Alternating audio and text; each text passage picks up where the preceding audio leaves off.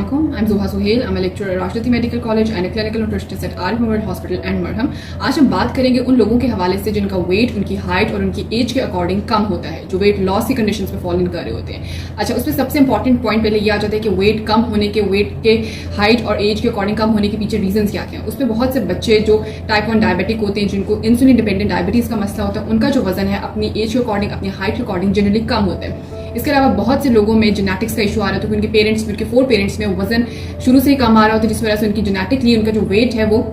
Under weight होने की तरफ ज्यादा जा रहा होता है। इसके अलावा बहुत से लोगों को मैल एब्जॉर्प्शन सिंड्रोम्स होते हैं, जिनकी बॉडी में वो कोई चीज अगर कंज्यूम करते हैं तो वो प्रॉपर तरीके से जब एब्जॉर्ब नहीं होती, वो अनएब्जॉर्ब बॉडी में जस्ट हुए बगैर एक्सक्रीट आउट होनी शुरू हो जाती है, तो उन लोगों का वजन अपनी हाइट और अपनी एज के अकॉर्डिंग कम रहता है, जिसमें सीलिक के पेशेंट्स आ जाते हैं, लैक्टोज इंटॉलरेंस वाले पेशेंट्स आ जाते हैं, स्टेटोरिया वाले पेशेंट्स आ जाते हैं। यानी कि वो लोग जो गंदम टॉलरेट नहीं कर पा रहे होते, जो लोग दूध से बनी हुई अशिया को टॉलरेट नहीं कर रहे होते, जो लोग चिकनाई से बनी हुई अशिया को टॉलरेट नहीं कर रहे होते, अगर उन लोगों को कोई भी मैल एब्जॉर्प्शन सिंड्रोम है और वो ये चीजें कंज्यूम करते हैं और वो चीजें बॉडी में एब्जॉर्ब हुए बगैर एक्सक्रीट आउट हो जाती है स्टूल की फॉर्म में, तो उन लोगों का जो वजन है वो जनरली कम रहता है। अच्छा, अब यहाँ पर सबसे इंपॉर्टेंट पॉइंट पहले यह आ जाता है कि जिन लोगों का वेट कम होता है, अपने फिजिशियन की रिकमेंडेशंस के अकॉर्डिंग वो चीज़ों का सबसे पहले ऑप्ट करना शुरू करें, क्योंकि जब मैल एब्जॉर्प्शन सिंड्रोम्स होते हैं या टाइप 1 डायबिटीज होती है, तो उन पेशेंट्स को हम लोग प्रॉपर काउंसलिंग के थ्रू, प्रॉपर डाइटरी और न्यूट्रिशन काउंसलिंग करके पेशेंट को रिकमेंड करते हैं कि आप ये चीज़ कंज्यूम करो, ये चीज़ कंज्यूम ना करें। लेकिन वो लोग जिनको जेनेटिकली इशू है, यानी कि उनके पेरेंट्स, 4 पेरेंट्स में वेट जो है वो कम रहता है, वो लोग और जो लोग किसी किस्म के डिसऑर्डर के अंदर नहीं है, उनके बारे में आज हम यहाँ डिस्कशन करेंगे कि उनको अपनी डाइट में किन चीज़ों को फॉलो करना चाहिए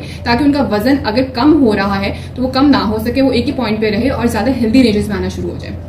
उसमें सबसे पहले मैं एक चीज़ रिकमेंड करती हूँ कि अंडर वेट पेशेंट्स के अपने जो पोर्शन साइज उसको सबसे पहले बढ़ा देना चाहिए। वो जो कैलोरीज कंज्यूम करें, उनकी कैलोरीज प्रॉपर्ली हम कैलकुलेट करते हैं, उसके अंदर 500 एडिशनल कैलोरीज ऐड करते हैं, उनका पोर्शन साइज बढ़ाते हैं ताकि उसके थ्रू उनकी बॉडी में एडिशनल कैलोरीज और इजाफी न्यूट्रिएंट्स जा सकें जो उनकी बॉडी में हेल्दी बॉडी वेट को ला सकें। उसमें सबसे पहले मैं पेशेंट्स को ऐसे कुछ सुपर फूड्स रिकमेंड करती हूँ कि जो बॉडी को हेल्दी रेंजेस में ग्रो करते हैं, हेल्दी वेट रेंजेस में लेके आते हैं। बहुत से लोग ये समझते हैं कि अगर हम लोग कैलोरी से भरपूर चीज़ें खाएंगे तो हमारा वजन बढ़ता जाएगा और हम हेल्दी भी रहेंगे, जबकि ऐसा नहीं होता। अगर आप लोग ऐसी चीज़ों का इस्तेमाल करते हैं जिसमें कैलोरीज बहुत ज्यादा है और न्यूट्रिएंट्स कम हैं, तो आपका वजन तो बढ़ेगा, लेकिन उसके बढ़ने के साथ साथ दीगर जो हेल्थ रिस्क हैं, जिसमें शुगर का मसला है, ब्लड प्रेशर का मसला है, वेस्ट सर्कमफ्रेंस बढ़ जाने का इशू है, गुर्दों के मसाइल है, वो लोगों में ज्यादा हो रहे हैं। तो सबसे पहले मैं रिकमेंड करती हूँ सनफ्लावर सीड्स, जिसको सूरजमुखी के बीज कहते हैं। वो ऐसे बीज है जिसमें हमारे पास हेल्दी फैट्स हैं, पॉलीअनसैचुरेटेड फैटी एसिड्स मौजूद हैं, जो वजन को हेल्दी रेंजेस में बढ़ाते हैं। अब पेशेंट्स क्वेश्चन ये करते हैं कि हम किस तरह से कंज्यूम करें और कितनी अमाउंट में कंज्यूम करें। उसमें यह आ जाता है कि पेशेंट्स 1 आउंस अमाउंट उसकी एक दिन में कंज्यूम कर सकते हैं, अपने नाश्ते की सीरियल में डाल के, रोटी में बनाकर आप उसको ले सकते हैं, सालन में ऐड ऑन करके कंज्यूम कर सकते हैं, किसी चटनी में, आजकल जैसे गर्मियां हैं बहुत से लोग पुदीने की चटनी ले रहे होते हैं,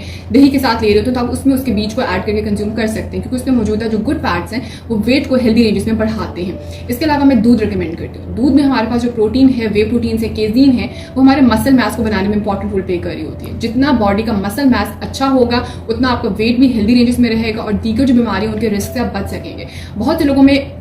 फैट मैस ज्यादा होता है। हमारी बॉडी के 2 मैसेज है, एक फैट मैस, एक मसल मैस। जिन लोगों में मसल मैस ज्यादा होता है फैट मैस की निस्बत, वो हेल्दी वेट में जा रहे होते हैं, लेकिन जिन लोगों में फैट मैस मसल मैस की निस्बत ज्यादा होता है वो लोग वेट गेन की तरफ भी होते हैं, और वेट गेन के साथ साथ उनकी बॉडी में दीगर जो डीजेनरेटिव डिसऑर्डर्स है, जो क्रॉनिक डिजीजेस है, उनका रिस्क उनकी बॉडी में ज्यादा होता है। तो दूध का इस्तेमाल करें, क्योंकि उसमें मौजूदा जो प्रोटीन है वो मसल मैस को बढ़ाती है, और जितना अच्छा मसल मैस होगा उतना अच्छा आपका जो है वजन वो रहेगा। अब क्वेश्चन ये आता है कि एक दिन में कितने ग्लासेस ऑफ मिल्क को हमने कंज्यूम करना चाहिए ताकि वेट जो है वो हेल्दी रेंजेस में आ जाए। तो वो लोग जिनको कोई डिसऑर्डर नहीं है, सिर्फ उनका वजन जो है वो कम है, उन लोगों को एक दिन में 3 से 4 ग्लास होल मिल्क के कंज्यूम करने चाहिए, यानी कि उसमें से चिकनाई को रिमूव नहीं करना, उसमें मौजूदा जो फैट्स है वहाँ पे दूध के साथ ही कंज्यूम करनी है। लेकिन बहुत से लोग दूध में चीनी ऐड ऑन कर लेते हैं। जब आप दूध में सफेद चीनी ऐड ऑन करते हैं, उसके जरिए दूध में मौजूदा जो ग़िज़ाइयत है वो खत्म हो जाती है, न्यूट्रिएंट्स सारे खराब हो जाते हैं, हमारी बॉडी तक नहीं आ पाते, चीनी के साथ घुल के वो यूरिन के अंदर एक्सक्रीट आउट हो जाते हैं। तो कोशिश ये करें कि वो लोग जिनको दूध मीठा पसंद है वो शहद ऐड कर लें या गुड़ ऐड कर लें। अगर ये दोनों चीज़ें ऐड ऑन करते हैं तो एक तो इनके थ्रू कैलोरीज भी बढ़ेंगे और न्यूट्रिएंट्स भी अच्छे जाएंगे,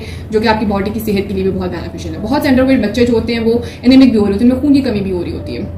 तो मोलासेस उनके लिए बहुत बेहतरीन है, जो हमें गन्ने के रस से मिलता है। तो अगर आप लोग शुगर केन का इस्तेमाल करते हैं तो उसमें मौजूदा जो मोलासेस हैं वो लो एचबी लेवल को भी ट्रीट ऑन करने में इंपॉर्टेंट रोल प्ले कर रहे होते हैं। इसके अलावा दूध में जैसे मैंने बताया कि हमारा गोल होता है कि हमने कैलोरीज को भी बढ़ाना और न्यूट्रिएंट्स को भी बढ़ाना है। अब दूध का अगर आप 1 ग्लास कंज्यूम करें तो कोशिश ये करें कि उसके अंदर आपकी जो मौजूदा हेल्दी नट्स है, जिसमें बादाम है, अखरोट है, वो डालें, उसके साथ आप उसके अंदर शहद ऐड ऑन करें। उसके अलावा जो फल अवेलेबल है, कोई भी फल आप अगर दूध में ऐड ऑन करते हैं, उसके थ्रू दूध के अंदर जो मौजूदा कैलोरीज है वो भी फल के ऐड ऑन करने से बढ़ेंगी, उसकी ग़िज़ाइयत भी इंप्रूव होगी और बॉडी तक वो वजन को इंप्रूव करने में इंपॉर्टेंट रोल प्ले कर रहा होता है। इसके अलावा एग्स, अंडे, जिन लोगों का वजन कम होता है और उनको किसी भी किस्म का गुर्दों से रिलेटेड कोई इशू नहीं होता, वो एक दिन में 2 अंडे जरूर कंज्यूम करें, क्योंकि अंडे में मौजूदा जो प्रोटीन है वो 100% एब्जॉर्बेबल प्रोटीन है। उसकी बायोलॉजिकल वैल्यू बहुत अच्छी है और जब आप एग्स कंज्यूम करते हैं तो एग्स के थ्रू जो प्रोटीन बॉडी में जाती है वो वेट को हेल्दी रेंजेस में बढ़ाती है। तो कोशिश ये करें कि 1 एग जो है वो आप अर्ली मॉर्निंग यानी कि नाश्ते के साथ कंज्यूम करें, और सेकंड जो एग है वो आप बेशक अपने स्नैक टाइम में कंज्यूम कर सकते हैं या आप लंच के दौरान में उसको जरूर कंज्यूम करें। इसके अलावा मैं पेशेंट्स को कुछ ऐसी चीज़ों को खाने से अवॉइड करवाती हूँ कि जो आपका वेट तो बढ़ाती है लेकिन उसको अनहेल्दी रेंजेस में बढ़ाती है। बहुत से लोग जंक फूड का इस्तेमाल कर रहे होते हैं, तली हुई चीज़ों का इस्तेमाल कर रहे होते हैं, तो अगर वो लोग जिनका वजन कम है वो बेशक तली हुई चीज़ों का इस्तेमाल करें, लेकिन कोशिश ये करें कि गुड फैट्स का इस्तेमाल करें और बार बार फैट को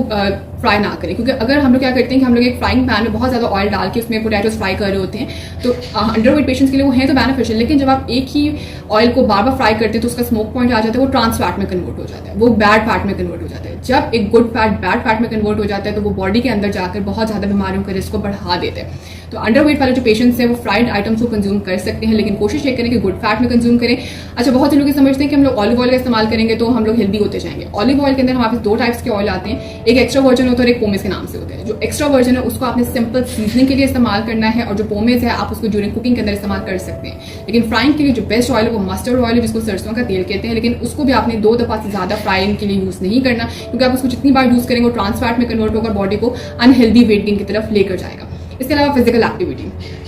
एक्टिविटी हमारे पास अंडरवेट पेशेंट्स के लिए बहुत इंपॉर्टेंट है, क्योंकि जितनी अच्छी आपकी फिजिकल एक्टिविटी होगी आपके जो मसल मास है वो बढ़ेगा, आपका मसल मास ग्रो करेगा। जैसे मैंने बताया कि जब फैट मास जो होता है वो ज्यादा हो और मसल मास कम हो तो वेट अनहेल्दी रहता है, लेकिन जब मसल मास ज्यादा हो और फैट मास कम हो तो आपका जो वेट है वो हेल्दी रेंजेस में ग्रो करता है। इसके अलावा लोग बहुत से क्वेश्चन के साथ आते हैं कि हम लोग सब्जियां कौन सी कंज्यूम करें जो हमारे वेट को हेल्दी रेंजेस में बढ़ाएं। सब्जियों में ऐसी सब्जियां जो स्टार्ची वेजिटेबल्स है, जिसमें आपके पास आलू अवेलेबल है, मटर अवेलेबल है, इन चीज़ों का इस्तेमाल ज़्यादा रखें।